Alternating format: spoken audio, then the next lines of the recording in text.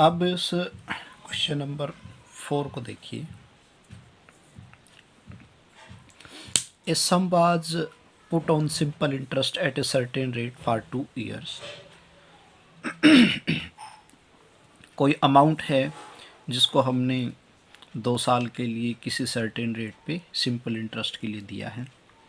Had it been put at 3% higher rate, अगर हम इसको 3% ज़्यादा रेट पर देते तो हमें 510 रुपये ज़्यादा मिलते। It would have earned 510 more, find the sum. वो अमाउंट कितना है।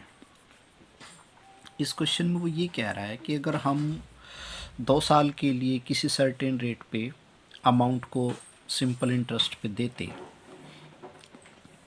तो अगर मैं उसी अमाउंट को 3% ज़्यादा रेट पे देता तो मुझे 510 रुपये ज़्यादा मिलते।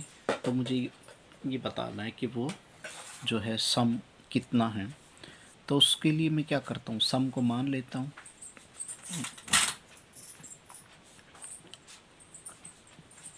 लेट द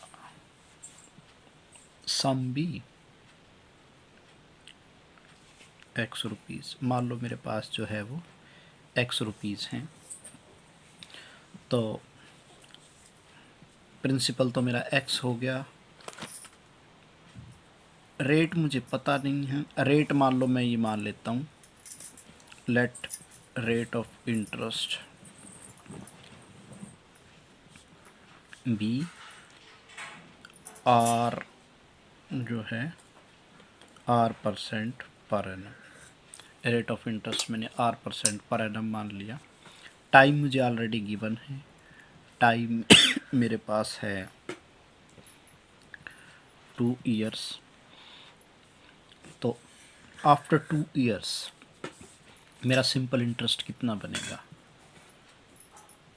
आफ्टर 2 ईयर्स तो मेरा सिंपल इंटरेस्ट जो है वो बनेगा principal rate time by 100 means 2RX by 100। अब वो ये कह रहा है कि अगर had it been put at 3% higher rate, अगर हम इसको 3% ज़्यादा रेट पे देते तो इस सिचुएशंस में अकॉर्डिंग टू कंडीशन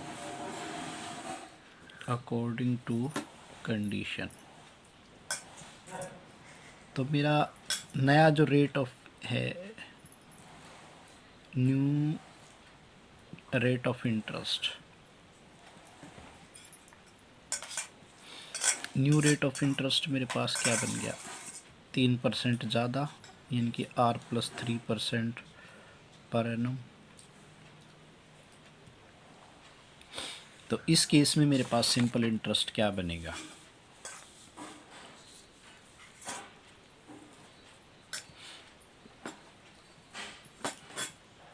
इस केस में मेरे पास सिंपल इंटरेस्ट बनेगा, प्रिंसिपल तो है x, रेट मेरा है R+3, टाइम मेरे पास है वही 2 साल डिवाइडेड बाई 100। इसको आप बोल सकते हो कि new simple interest, second case का सिंपल इंटरेस्ट ये है। इस सिंपल इंटरेस्ट के केस में मुझे 510 रुपये ज़्यादा मिले हैं पहले वाले केस से। तो अगर मैं इस अमाउंट में से 510 रुपये घटा देता हूँ तो वो मुझे जो है इस अमाउंट के बराबर मिल जाता है, इस सिंपल इंटरेस्ट के बराबर मिलता है मुझे। तो ये मेरे पास हो गया 2RX बाई 100। तो यहाँ से आप इनको ऐसा भी कह सकते हो इन इसका और इसका जो डिफरेंस है वो 510 रुपये के बराबर है। तो इसको इधर ले आओ और उसको उधर लेके जाओ। तो 2x into R+3 by 100 minus 2RX by 100 ये 510 उधर गया तो ये आ गया 510। तो यहाँ से ये जो 100 है ये दोनों में कॉमन है तो ये इधर चला जाएगा। तो 2xr minus 2rx is equal to 510 into 100। ये 100 जो है इधर चला गया।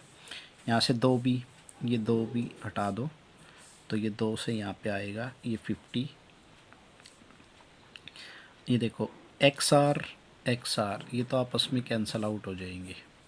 तो यहाँ से बचेगा 3x इज इक्वल टू 50 गुणा 510। 3 से काट दो, 3 से मैंने काटा तो 17×3 = 170। तो x इज इक्वल टू आ गया मेरे पास 8500। यही मेरे पास जो है वो अमाउंट आ गया।